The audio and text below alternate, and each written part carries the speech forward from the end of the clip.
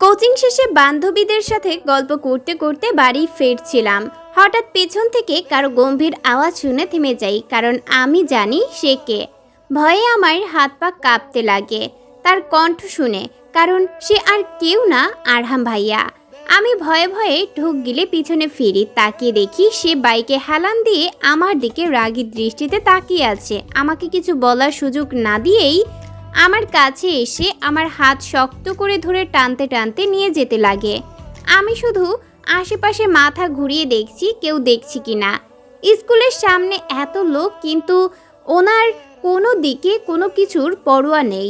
মানুষ এতটা বেপরোয়া কি করে হয়? উনি বাইকে উঠে গম্ভীরভাবে আমার দিকে তাকিয়ে বলে, বাইক ওঠো সাহের। আসলে বাসায় যেতে হবে আর কি।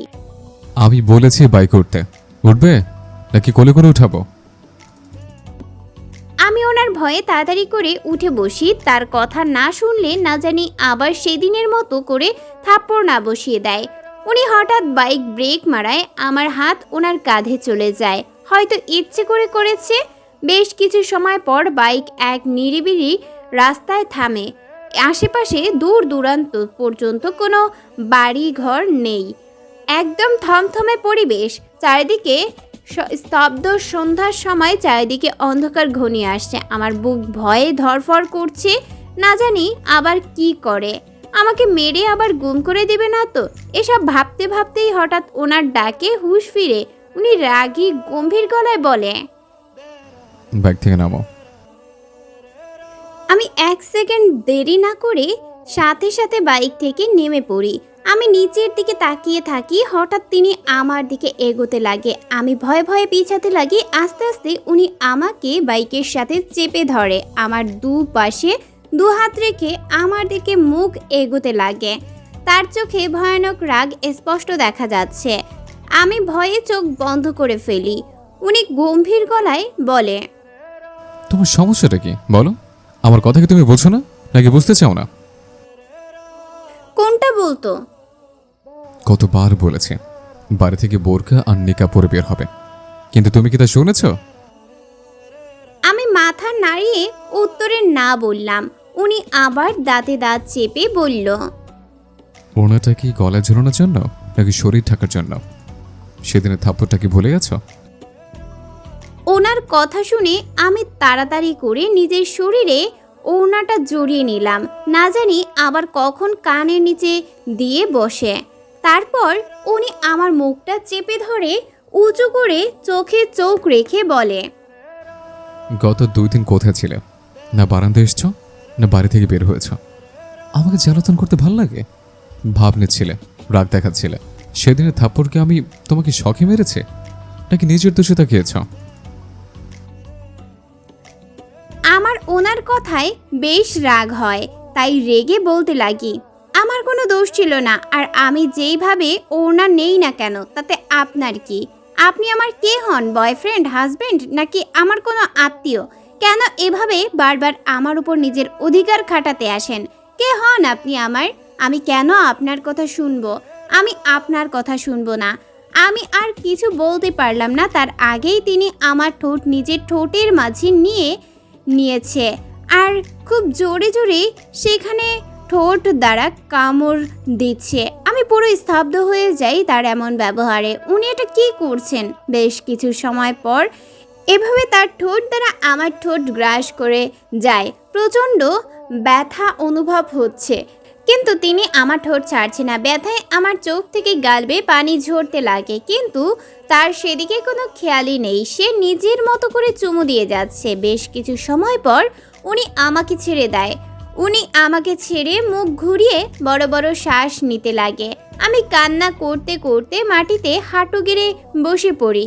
কিছু সময় পর উনি আমার সামনে হাঁটু গেড়ে বসে পড়ে। তারপর আমার দু গাল দু হাতে রেখে আমার কপালের সাথে নিজের কপাল ঠেকিয়ে চোখের পানি মুছে নাকে নাক ঘষতে ঘষতে বলে, সরি, আমি কন্ট্রোলেস হয়ে গিয়েছিলাম। কেন এমন আমাকে রাগিয়ে দাও যে আমি নিজের আয়ত্ত থাকি না আর তোমাকে বারবার আঘাত করে ফেলে? আমাকে এভাবে রাগানো মোটেও তোমার ঠিক হয়নি। বলেই আমার চোখের পানি মুছে দিয়ে কপালে আলতো করে চুমু দিয়ে আমার ফুল ও ঠোঁটে হাত বোলাতে বোলাতে আলতো স্বরে বলল, তুমি আমার কাছে কি তা তোমার ধারণা নেই। তোমার সাথে তোমার সম্পর্কটা খুব গভীর। তোমার কাছে আসার জন্য, তোমার খেয়াল রাখার জন্য আমার কোনো সম্পর্কের নামের প্রয়োজন নেই। আর অধিকারের কথা বলছিলে তো, তোমার উপর যদি আমার কোনো অধিকার না থাকে তাহলে দুনিয়ার আর কারো কোনো অধিকার নেই। তোমার উপর সব অধিকার শুধু আমার। মাইন্ডেড। ওনার কথা শেষ হতেই আমি আলতো করে নিজের চোখ খুলি, সামনে তাকিয়ে দেখি উনি আমার দিকে তার মাতাল চাহনিতে তাকিয়ে আছে। আমি তার চাহনিকে উপেক্ষা করে কাঁপা কাঁপা কণ্ঠে বলি, আমি বাসায় যাব। আমার কথায় যেন ওনার ধ্যান ভাঙে। উনি আর কিছু না বলে আমার সামনে থেকে উঠে বাইকে বসে শান্ত স্বরে বলে, ওঠো। আমি কোনো কথা না বাড়িয়ে তার থেকে কিছুটা দূরত্ব বজায় রেখে তার পিছনে বসি। আমাকে দূরে বসতে দেখে আবারও শান্ত স্বরে বলে, শক্ত করে ধরে বসো, নয় পড়ে যাবে। আমি কাঁপা কাঁপা হাতে পেছন থেকে তাকে আলতো করে জড়িয়ে ধরি, কারণ আমি তার রাগের আবার সম্মুখীন হতে চাই না। বাসার সামনে উনি বাইক থামাতেই আমি তাড়াতাড়ি করে বাইক থেকে নেমে বাড়ির দিকে হাঁটা ধরি। উনি পিছন থেকে আমার হাত ধরে আটকিয়ে আমাকে তার কাছে টেনে নেয়। আমি আশেপাশে দেখতে লাগি, চারিদিকে অন্ধকার নেমে গেছে, তাই কিছু বোঝা যাচ্ছে না। উনি আলতো করে আমার থুতনি উঁচু করে আমার সামনে লং লেয়ার করে কাটা চুলগুলো কানের পিছনে গুজে দিতে দিতে বলে, তুমি আমার সম্পদ, আর আমি চাই না আমার সম্পদের দিকে কারো নজর পড়ুক। কাল থেকে বাড়ি থেকে বের হওয়ার সময় বোরকা আর নিকা পরে বের হবে। আমি চোখ বন্ধ করে শুধু মাথা ঝাঁকালাম। তারপর উনি আমার হাত ছেড়ে দিতেই আমি বাড়ির ভেতর দৌড় দেই। সোজা নিজের রুমে গিয়ে দরজা লক করে দেই। তারপর বেডে গা এলিয়ে দিয়ে চোখ বন্ধ করে আরহামের সাথে প্রথম দেখার কথা ভাবতে লাগি। বাবার চাকরির জন্য ছোট থেকে ঢাকার বাহিরে থাকা হয়েছে, কিন্তু হঠাৎ আমি যখন ক্লাস 8-এ পড়ি বাবার পোস্টিং ঢাকায় হয়ে যায়। তাই দাদু বাসায় মানে ঢাকায় চলে আসি। এখানে জয়েন্ট ফ্যামিলিতে সবার সাথে থাকি। দিনগুলো বেশ ভালোই যাচ্ছিল। হঠাৎ একদিন আরহাম নামের ঝড় আমার জীবনে প্রবেশ করে। দাদুবাড়িতে আসার পর দিনকাল বেশ ভালোই যাচ্ছিল। এখানে আসার কিছুদিনের মধ্যেই সবার সাথে আর পরিবেশের সাথে নিজেকে মানিয়ে নেই। কিছুদিন পর পাশের বাসায় আপুর বিয়ে ঠিক হয়। আমাদের ইনভাইট করে, তাদের সাথে ভালো সম্পর্ক ছিল, তাই আপুর জোড়াজুড়িতে হলুদের ফাংশনে যাই। কিন্তু সেই হলুদের ফাংশনে যাওয়াই আমার জীবনের সবচেয়ে বড় ভুল ছিল। সেদিন হলুদের ফাংশনে হলুদ নিয়ে যখন দুষ্টুমি করছিলাম, হঠাৎ দুষ্টুমির ছলে আমার কাজিনকে হলুদ লাগাতে গিয়ে কারোর সাথে ধাক্কা খাই, আর হলুদের বাটি তার গায়ে পড়ে যায়। তার পুরো গায়ে হলুদ দিয়ে মাখিয়ে যায়। আমি ভয়ে নিজের পিট চোখে তাকিয়ে দেখি আমার সামনে বেশ লম্বা সুদর্শন পুরুষ দাঁড়িয়ে আছে। সে তার গভীর চোখে শান্ত চাহনিতে আমার দিকে তাকিয়ে আছে। তার চাহনিতে বোঝা যাচ্ছে না। আমি ভয়ে চোখ বন্ধ করে সরি বলে দৌড় দিয়ে আপুর কাছে চলে আসি। আপুকে জিজ্ঞেস করলে আপুর কাছে থেকে জানতে পারি উনি আমাদের পাশের বাসার এমপি আঙ্কেলের একমাত্র ছেলে, যে কিছুদিন আগেই পড়াশোনা শেষ করে দেশে ফিরেছে। সেদিনের মতো তার সাথে আর দেখা হয় না। আমি তার ভয়ে বাড়িতে চলে আসি। পরের দিন বিয়েতে আর চোখের আড়ালে থাকার চেষ্টা করি, এভাবে যে তার চোখের সামনে পড়লেই বুঝি সে আমাকেই শাস্তি দিবে, কিন্তু বলে না যেখানে বাঘের ভয় সেখানেই সন্ধ্যা হয়। আমার সাথেও সেদিন তাই হয়েছিল। সেদিন যা হয়েছিল পুরোটা আমার কল্পনার বাহিরে ছিল।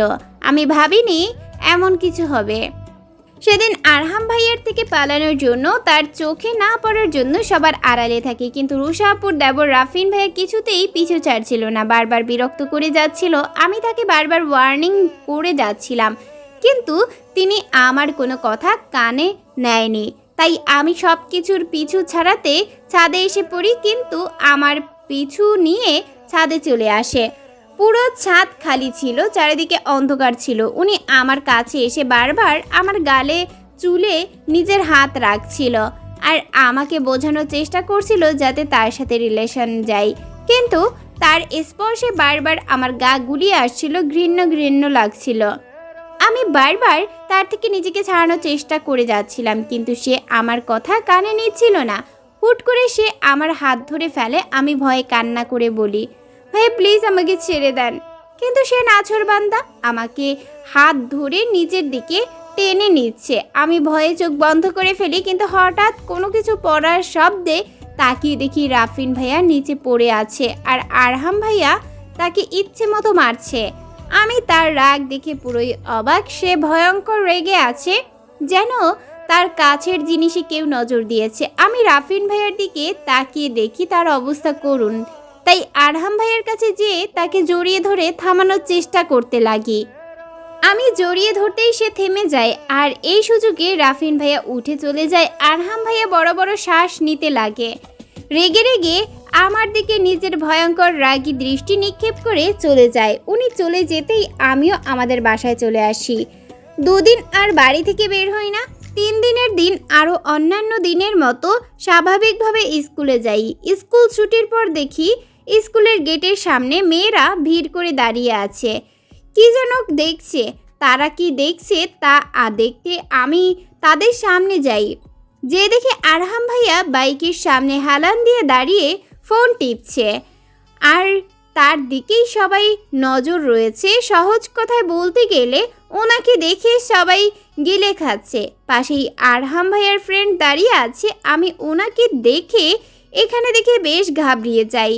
যদি সেদিনের জন্য বকা দেয় তাই তাড়াতাড়ি করে হাঁটা শুরু করি। সেদিন আমাকে সে পিছন থেকে বেশ কয়েকবার ডাকে, আমি সাড়া না দিয়ে পালাই। এরপর থেকে এসব ওনার রেগুলার রুটিন হয়ে গিয়েছিল। প্রতিদিন স্কুল শেষে রুটিন মাফিক এখানে দেখতাম, কেমন যেন মাতাল চাহনিতে তাকিয়ে থাকতো, আর আমি ওনাকে দেখা মাত্রই ভয় পালাতাম। এভাবেই দিন চলতে লাগে। আস্তে আস্তে উনি আমার ওপর নিজের জোর খাটাতে লাগে, অধিকার বিস্তার করতে লাগে। সেদিন তো গলায় ওড়না নিয়েছি, আমাকে থাপ্পড়ই দিয়ে দেয়।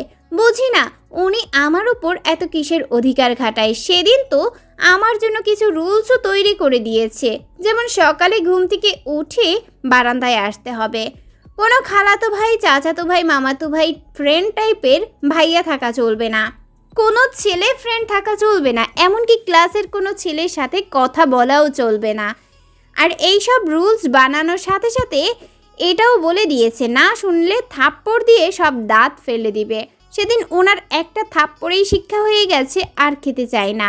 কবে যে তার অত্যাচার থেকে মুক্তি পাবো, এসব ভাবতে ভাবতেই ঘুমের দেশে পাড়ি দিলাম। সকালে ঘড়িতে অ্যালার্ম বাজতেই উঠে পড়ি, ফ্রেশ হয়ে বারান্দায় চলে যাই।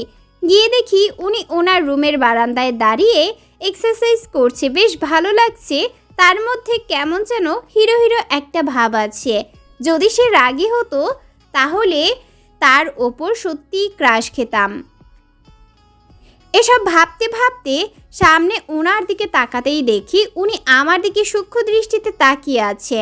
দুজনের চোখাচোখি হতেই উনি ওনার ভ্রু নাচিয়ে জিজ্ঞাসা করে, কি খবর? আমি ভদ্রভাবে মাথা নাড়িয়ে কিছু না বলে রুমের দিকে যেতে নিলেই উনি আমার দিকে তাকিয়ে চোখ গরম করে আমি থেমে যাই। উনি বারান্দার রেলিংয়ের কাছে এসে রেলিংয়ে নিজের 2 হাত রেখে ভর দিয়ে আমার দিকে তাকিয়ে কফির মগে চুমু দেয়। আমি মাথা নিচু করে আছি। কফি শেষ হতেই উনি আমাকে ইশারায় যেতে বললে আমি চলে আসি। এটা নতুন কিছু না, প্রতিদিনের কাজ এটা। উনি চায় ওনার সকাল আমাকে দিয়ে শুরু হোক, কিন্তু কেন তার উত্তর এখনো পায়নি। আর না সে আমার প্রশ্নের কোনো উত্তর দেয়। এভাবে বেশ কিছুদিন কাটাতে লাগে। উনি আগের থেকে একটুও বদলায়নি, আগের মতোই নিজের অধিকার খাটিয়ে আসছে। একদিন স্কুলের ফাংশনে নাচের জন্য প্র্যাকটিস করছিলাম। স্যার ম্যাম আমার সাথে ছেলে পার্টনার চুজ করে দেয়। আমি প্রথমে না করলেও পরে বান্ধবীদের রিকোয়েস্টে রাজি হয়ে যাই। আমি প্র্যাকটিস করছিলাম, হঠাৎ কেউ নাচের মধ্যে আমাকে টান দিয়ে নিজের দিকে ঘুরিয়ে আমার গালে থাপ্পড় বসিয়ে দেয়। আমি নিচে পড়ে যাই। সামনের দিকে তাকাতেই দেখি আরহাম ভাই, মনে হচ্ছে সরাসরি অফিস থেকে এসেছে। আমার দিকে তার রাগী দৃষ্টি নিক্ষেপ করছে, ভয়ঙ্করভাবে রেগে আছে। দেখে মনে হচ্ছে হিংস্র কোনো সিংহ। আমি নিচে পড়ে আছি, অজান্তেই আমার চোখ থেকে পানি ঝরছে রাগে অপমানে। উনি রেগে নিচের থেকে আমাকে উঠিয়ে টানতে টানতে গাড়িতে উঠিয়ে বসিয়ে বাড়িতে নিয়ে যায়। বাড়ির সামনে গাড়ি থামতেই আমি কান্না করতে করতে চলে যাই। আজ আমি ওনার এমন ব্যবহারে বেশ আঘাত পেয়েছি। উনি আজ সবার সামনে আমাকে অপমান করেছে। বাড়ি ফিরে গালে হাত দিয়ে দেখি 5 আঙুলের দাগ বসে গেছে। আমি সেদিনের মতো রুম থেকে বের হই না, বারান্দায় যাই। মা বেশ কয়েকবার ডেকে গেছে কিন্তু বের হয়নি। আরহাম ভাইয়ার এমন ব্যবহারের কথা বাড়ির কারোরই জানা থাকেনি, কারণ সেদিন ওনার এমন ব্যবহারে কথা আমাদের বাড়িতে আর ওনার বাড়িতে স্কুলের ম্যাম জানায়। ওনার এমন বেপরোয়া কাজকর্মের জন্য আমাকে সবার সামনে ছোট হতে হয়েছে। পরের দিন সকালে দরজা খুলতেই দেখি ড্রয়িং রুমে আরহাম আর তার বাবা মা বসা, সাথে আমাদের বাড়ির সবাই রয়েছে। আমি ওনার বাবা মাকে সালাম দিয়ে ঘরে ফিরে আসি। জানি না সেদিন ওনাদের মধ্যে কি কথা হয়, কারণ সেদিন আমি নিজের রুম থেকে আর বের হই না। সন্ধ্যায় যখন ছাদে কাপড় আনতে গেলাম, সেই সময় হঠাৎ কেউ অন্ধকারে কেউ আমাকে সিঁড়ির রুমে পেছন থেকে জড়িয়ে ধরে। আমি ভয়ে জোরে চিৎকার দিতে নিলেই সে আমার মুখ চেপে ধরে। আমি ওপরের দিকে তাকাতেই আবছা আলোতে দেখি আরহাম ভাইয়া আমার দিকে তাকিয়ে আছে, তার চোখ ছলছল করছে। আমি কিছু বলবো তার আগেই উনি আমার গালে থাপ্পড় দেয়। সেই গালে নিজের ঠোঁটে অসংখ্য চুমু দিতে লাগে আর বারবার মাতাল কণ্ঠে সরি বলতে লাগে। আমি পুরো বরফ হয়ে যাই, চোখ খিচে বন্ধ করে ফেলি। আমার বুক ধুকধুক করছে, শরীর কাঁপছে, কিন্তু উনি অনবরত চুমু দিয়েই যাচ্ছে। আস্তে আস্তে উনি আমার গলায় নেমে আসে। আমি দেয়ালে হেলান দিয়ে দাঁড়িয়ে থাকি। আমার সাথে কি হচ্ছিল সত্যি কিছু বুঝতে পারছিলাম না, পুরো স্তব্ধ হয়ে গিয়েছিলাম। সেদিন তার বলা প্রত্যেকটা কথায় ঘুরে চলে গিয়েছিলাম, কেন জানি না, কিন্তু সেদিন তার জন্য মনে কিছু অনুভূতি হয়েছিল। যখন তার বুকে মাথা রেখেছিলাম সে সময় মনে হচ্ছিল এই সময়টাকে ধরে রাখি, তার থেকে দূরে না। যা দুনিয়ার সবচেয়ে শান্তির স্থান মনে হয় এটা। সেদিন তার বলা শেষ কথা ছিল, তোমাকে পাবার জন্য তোমার থেকে দূরে যাচ্ছে, ফিরে সারা জীবনের জন্য তোমাকে নিজের করব। সেদিন তার মুখে এ কথা শুনে তার বুক থেকে মাথা তুলে তার ছলছল চোখের দিকে তাকিয়েছিলাম, কারণ তার কথার অর্থ আমি বুঝে উঠতে পারিনি। যাওয়ার আগে আমার কপালে গভীর চুমু দিয়ে বলেছিল, নিজের খেয়াল রেখো। সেদিন তার প্রত্যেকটা আচরণ কথায় অবাক হয়েছিলাম, শুধু কারণ যার চোখে সব সময় রাগ দেখেছি সেদিন তার চোখে কষ্ট দেখেছি। পরের দিন সকালে ঘুম থেকে উঠে আমার কাজিন মাইশার কাছে জানতে পারি উনি গতরাতে দেশ ছেড়ে চলে গেছে। আমি তা শোনা মাত্রই বারান্দায় চলে যাই। বারান্দায় যেয়ে দেখি বারান্দা খালি, কেউ নেই, বারান্দার দরজা আটকানো। সেদিন কেন যেন বুকে তীব্র যন্ত্রণার অনুভূতি হয়েছিল। বুকের অসহ্য যন্ত্রণায় চোখ দিয়ে গড়িয়ে পানি ঝরছিল। তার জন্য সেদিন কান্না করেছি, কেন করেছি তা নিজের অজানা ছিল। তার প্রতি খুব অভিমান হচ্ছিল। বেশ কিছুদিন এভাবে কেটে যায়। প্রত্যেকটা সময় তার ভাবনায় কাটিয়ে দিতাম, না চাইতেও তার ভাবনায় ডুবে থাকতাম, তার নিজেই কষ্ট পেতাম। তাই একসময় ডিসাইড করি তার ভাবনা থেকে দূরে থাকব। তাই দূরে থাকার জন্য নিজের পড়াশোনা নিয়ে ব্যস্ত হয়ে পড়ি, কারণ তার কিছুদিন পরই ছিল আমার এসএসসি এক্সাম। তাই নিজেকে ব্যস্ত করে রাখার সর্বোচ্চ চেষ্টা করি, কিন্তু এত কিছুর পরও তার ভাবনা থেকে নিজেকে দূরে রাখতে পারিনি। তার প্রত্যেকটা স্মৃতি আমাকে তাড়া করত। তার অনুপস্থিতিতে তার তৈরি করা প্রত্যেকটা রুলস মেনে গেছি। সকালে ঘুম থেকে উঠে বারান্দায় যাওয়া, বোরকা নিকাব পরে বাড়ি থেকে বের হওয়া, কোনো ছেলের সাথে কথা না বলা, সব কিছু যেন আমার অভ্যাস হয়ে গিয়েছিল। তার প্রত্যেকটা আদেশ আমার অভ্যাসে পরিণত হয়ে গিয়েছিল। আজ 3টি বছর কেটে গেল। এই 3 বছরে না তার সাথে কোনো কথা হয়েছে, না কোনো যোগাযোগ হয়েছে। তার প্রতি খুব অভিমান জমেছিল। সে কিভাবে 3টি বছর আমার সাথে যোগাযোগ না করে থাকলো। সেদিন তার প্রতি নিজের অনুভূতিগুলো না বুঝেও এই 3 বছর ঠিকই বুঝতে পেরেছি তার প্রতি সেদিনের অনুভূতিগুলো ছিল ভালোবাসার। হ্যাঁ, এই 3টি বছরে তার থেকে দূরে থেকে তার প্রতি নিজের ভালোবাসাটা অনুভব করতে পেরেছি। বুঝতে পেরেছি তার প্রত্যেকটা রাগের আড়ালে ছিল আমার প্রতি তার ভালোবাসার চিন্তা। তার নামের পিছন এখন আর ভাইয়া লাগাতে ইচ্ছে করে না, তার নাম ধরে ডাকতেই ভালো লাগে। এখন শুধু তার ফিরে আসার অপেক্ষায় আছি। এবার সে ফিরলে তাকে নিজের মনের কথা জানিয়ে দিব আর নিজের থেকে দূরে যেতে দিব না। কিন্তু তার আগে তাকে খুব করে বকে দিব, কারণ তার প্রতি আমার বেশ অভিমান জমে আছে। সে কি করে 3টি বছর কাটিয়ে দিল এসব ভাবছি আর আয়নার সামনে বসে রেডি হচ্ছি। আজ নিজেকে অন্যরকম করে তৈরি করছি, কারণ আজ যে উনি দেশে ফিরবে। আজ 3 বছর পর উনি ফিরে আসবে দেশে। 3টা বছর পর তাকে নিজের চোখের সামনে দেখব। হঠাৎ গাড়ির হর্ন বাজাতেই আমার ধ্যান ভাঙে। কপালে কালো টিপটা লাগিয়ে বেডের ওপর থেকে লাল ওড়নাটা শরীরে জড়িয়ে নিয়ে আয়নার সামনে দাঁড়িয়ে নিজেকে দেখে নিলাম। না, খারাপ লাগছে না, বেশ ভালোই লাগছে। তারপর বারান্দায় চলে গেলাম। বারান্দায় গিয়ে দেখি গাড়ি ওনাদের বাড়ির গেটে ঢুকছে। আমার বুক ধুকপুক করছে। 3টা বছর পর তাকে সামনে থেকে দেখব, কেমন যেন একটা অস্থিরতা কাজ করছে। ওনাকে গাড়ি থেকে নামতে দেখে অজান্তেই মুখে হাসি ফুটে উঠে। আজ 3টি বছর পর তাকে দেখছি। আগের চেয়ে আরো বেশি হ্যান্ডসাম হয়ে গেছে। পরনে কালো জ্যাকেট, কালো জিন্স, হাতে ব্র্যান্ডের ঘড়ি, সব মিলিয়ে খুব হ্যান্ডসাম লাগছে। তার প্রতি আরেক দফা ক্রাশ খেয়ে ফেলেছি। আমি বারান্দা থেকে ওনার দিকে তাকিয়ে আছি যে কখন সে আমার দিকে তাকাবে, কিন্তু উনি আমার দিকে তাকিয়ে না দেখার মতো করে ঘরে চলে গেল। তার এমন ব্যবহারে বেশ অবাক হই। আমি ওনাকে দেখার জন্য, তার ফেরার জন্য 3টা বছর অপেক্ষা করলাম, অথচ সে আমাকে দেখে না দেখার মতো করে ইগনোর করে ঘরে চলে গেল। তারপরও নিজের মনকে কোনো রকম সান্ত্বনা দিয়ে রুমে চলে গেলাম। মনকে সান্ত্বনা দিলেও মনের এই অস্থিরতাটা কমাতে পারছিলাম না। সেদিন কিছু সময় পর পর বারান্দায় যাই তাকে দেখার জন্য, কিন্তু সেদিন একবারের জন্য সে আর বারান্দায় আসেনি।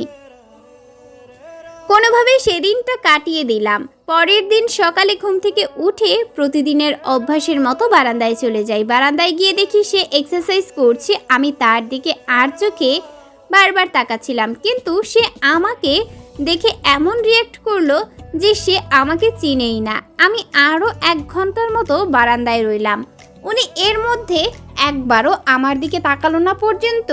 পরে নিজের রুমে চলে আসলাম। আমাকে এভাবে ইগনোর করার কারণ খুঁজে পাচ্ছিলাম না। সেদিন বিকেলে তাদের বাড়িতে যাই আম্মুর সাথে। আম্মুর সাথে করে নিয়ে যায়। আমিও এমন একটি সুযোগেরই অপেক্ষা করছিলাম। ওনাদের বাড়িতে গেলে আন্টি আমাকে উপরের রুমে পাঠায় বাড়ি ঘুরে দেখতে।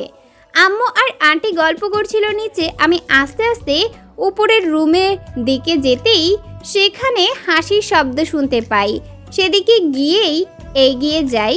গিয়ে যা দেখি তা দেখে আমার চোখ কপালে উঠে যায়। আরহামের সাথে একটা মেয়ে বসে গল্প করছে আর হাসাহাসি করছে। তা দেখে কেমন যেন আমার বুকে মোচড় দিয়ে উঠল। প্রচণ্ড কষ্ট অনুভব হলো, হয়তো হিংসায়।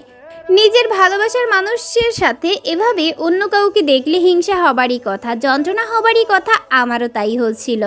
আমি সেখান থেকে চলে আসি। নিচে এসে আম্মুর সাথে বাড়িতে চলে আসি। সেদিন বাসায় এসে খুব করে কান্না করি। সেদিন ও আর নিচের রুম থেকে বের হই না। পরের দিন সকালে রেডি হয়ে ভার্সিটিতে যাওয়ার জন্য বাড়ি থেকে বের হতেই দেখি আরহাম কালকে সেই মেয়েটার সাথে গাড়ি দিয়ে কোথাও যাচ্ছে। আমার তাদের দুজনকে একসাথে দেখে মেজাজ খারাপ হয়ে যায়। আমি রেগে চোখ ঘুরিয়ে ফেলি। তারপর অটো ডেকে তার মধ্যে উঠে চলে যাই। সেদিন সারা দিন রাগে শরীরে কাঁপে। সেদিন তাড়াতাড়ি বাড়িতে ফিরে আসি। এসে নিজের রুমে ঘুমিয়ে যাই। সেদিন আর বারান্দায় যাই না।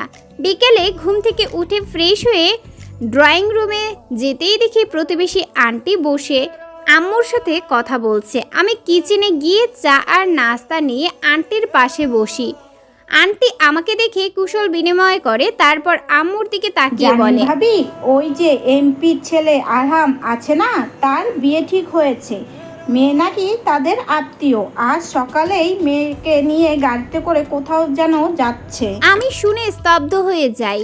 আমার হাত থেকে চিনির চামচটা নিচে পড়ে যায়। আন্টি আমার দিকে তাকিয়ে বলে, সেহের, তুমিও তো দেখেছো সকালে ভার্সিটিতে যাওয়ার সময়, তাই না? আমি শুধু মাথা নাড়ালাম, তারপর উঠে রুমে চলে যাই। আমার আর কিছু শোনার মতো শক্তি সাহস কিছুই ছিল না। রুমে যেয়ে দরজা বন্ধ করে দেই, চিৎকার করে কান্না করতে লাগি। সেদিন মনে হয়েছে আমার দুনিয়া বুঝি থমকিয়ে গেছে। যাকে 3টা বছর ধরে ভালোবেসে এসেছি, তার অপেক্ষা করে এসেছি, অথচ সে 3 বছর পর দেশে ফিরে অন্য কাউকে বিয়ে করবে। তাহলে আমার সাথে যা করেছে তা কি ছিল? আমি কি শুধুই মোহ ছিলাম? সে কি আমাকে কখনোই ভালোবাসেনি? সেদিন খুব কষ্ট হয়েছে, সারা রাত ফ্লোরে শুয়ে চিৎকার করে কান্না করেছি। সে আমার সাথে এমন কি করে করলো? তাহলে আমাকে ইগনোর করার কারণ এটা ছিল তার জীবনে অন্য কেউ আছে, তাই সে আমাকে ইগনোর করে এসেছে। তাহলে আমাকে কেন 3 বছর আমাকে অপেক্ষা করালো? সেদিন সারা রাত এসব ভেবে কান্না করে গেছি। ভোর রাতের দিকে সিদ্ধান্ত নেই যে আমি তার কথা ভাববো না, নতুন করে নিজের জীবন শুরু করব।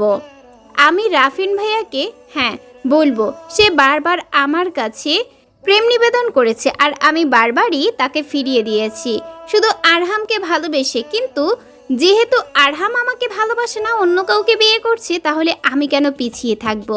আমি কালই রাফিনকে আসতে বলবো আর আকদ করে রেখে যেতে বলবো। যেই ভাবনা সেই কাজ। সকাল 6টায় রাফিন ভাইয়াকে তার বাড়ির মানুষ নিয়ে আসতে বললাম বিয়ের জন্য। আমি বলতেই সে রাজি হয়ে যায়, যেন এমনই একটা সুযোগের অপেক্ষায় ছিল সে।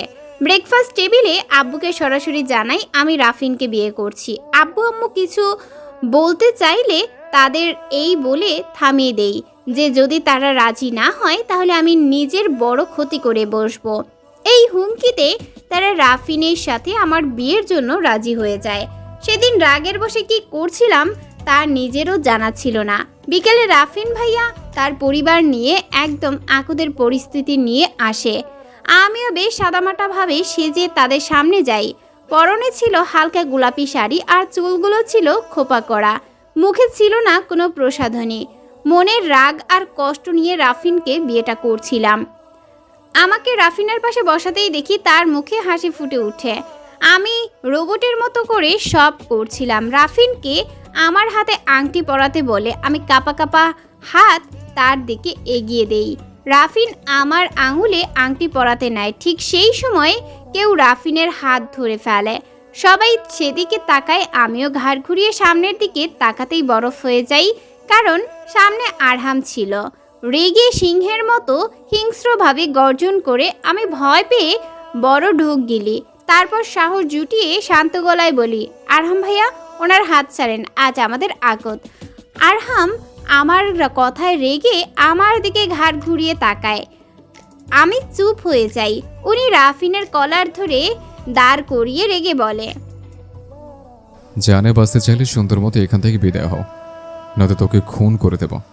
আগের বার বেঁচে গেছিলি, এবার বাঁচবে না তুই, বলে দিলাম। সেহের আমার বউ, আজকের পর ওর দিকে নজর দিলে মেরেই ফেলবো।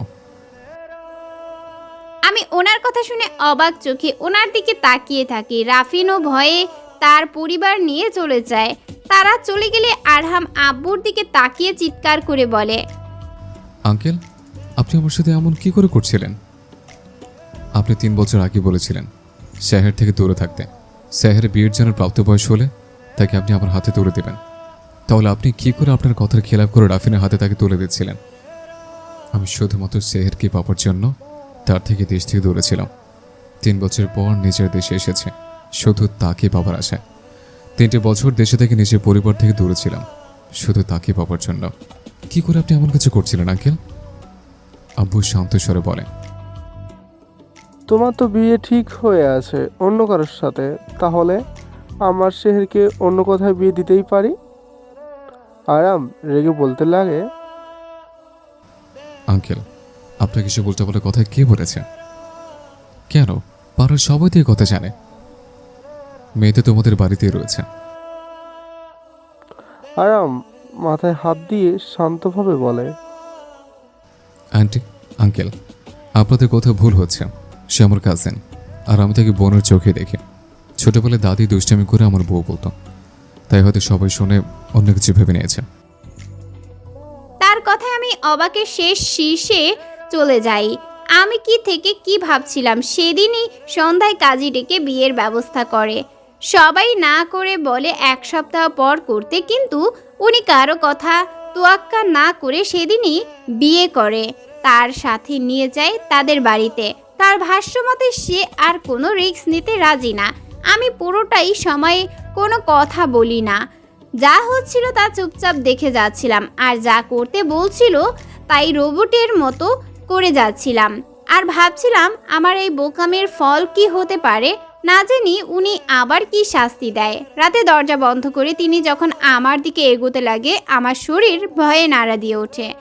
আমি চাদর শক্ত করে মুঠ করে ধরি।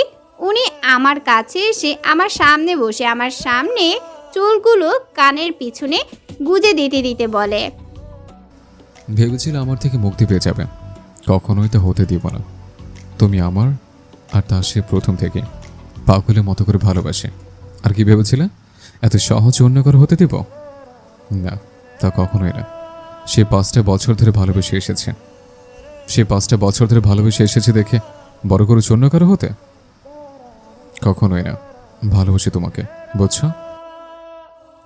আমি নাক টেনে টেনে কান্না করতে করতে বলি, তাহলে 3 বছর পর দেশে ফিরে আমাকে কেন ইগনোর করে যাচ্ছিলেন? 3টি বছর কেন কোনো খোঁজ নেননি?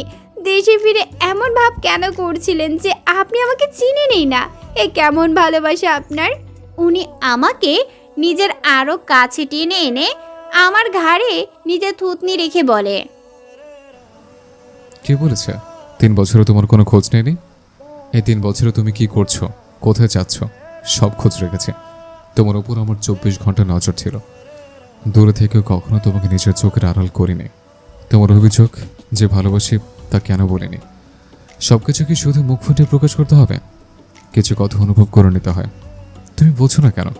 তোমাকে অন্য কারোর সাথে দেখলে সহ্য হয় না। কারণটা হলো তুমি আমার। কারণটা হলো তুমি আমার। তোমার কাছাকাছি থাকার অধিকারটাও শুধুই আমার। আর ইগনোর করার কারণটা হলো আমি তোমাকে কিছুদিন বোঝাতে চেয়েছি ভালোবাসে মানুষের ইগনোর করাটা কতটা কষ্টের আর যন্ত্রণাদায়ক হয়। তোমার আমার থেকে দূরে থাকাটা, আমাকে ইগনোর করাটা আমাকেও ঠিক এতটাই কষ্ট দেয়। আর তা বোঝানোর জন্য এসব। আমি আরহামকে ধাক্কা দিয়ে নিজের থেকে সরিয়ে কোমরে হাত দিয়ে রেগে বলি, আমাকে বোঝানোর জন্য আপনি আমাকে এভাবে ইগনোর করে যাবেন? তাহলে তো আমার ওই রাফিন গাধাটাকে বিয়ে করার দরকার ছিল আপনাকে শিক্ষা দেওয়ার জন্য। উনি আমার হাত টান দিয়ে নিজের উপর ফেলে বলে, আমাকে ছেড়ে যাবার কথা বললে মেরে ফেলবো। তোমাকে মেরে নিজেও শেষ করে দেব। আমি তার কথায় চুপ হয়ে যাই। কিন্তু সেদিন সারা রাত আর তাকে নিজের কাছে আসতে দেই না।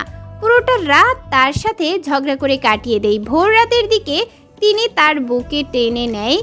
সেই দিন 3টি বছর পর তার বুকে মাথা রেখে শান্তির ঘুম ঘুমাই।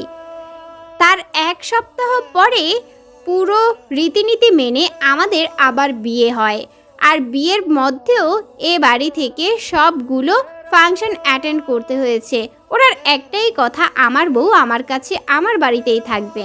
আজ বিয়ের 4 বছর কেটে গেল, কিন্তু 4 বছরে 1 রাতের জন্য ওনাকে ছাড়া বাবার বাড়িতে বা অন্য কোথাও থাকতে পারিনি। উনি কখনো থাকতেই দেয়নি। বাড়ি থেকে বের হলে ঘন্টায় ঘন্টায় ফোন দিয়ে খোঁজ খবর নেয়। আর তার পাগলামো ভালোবাসা তো আছেই। একটা মেয়ের জীবনে আর কি চাই, যদি তাকে পাগলের মতো ভালোবাসার জন্য এমন একজন স্বামী থাকে। হ্যাঁ, নিজেকে খুব ভাগ্যবতী মনে হয় তাকে আমার জীবনে পেয়ে। ভালোবাসি তাকে, খুব বেশি ভালোবাসি।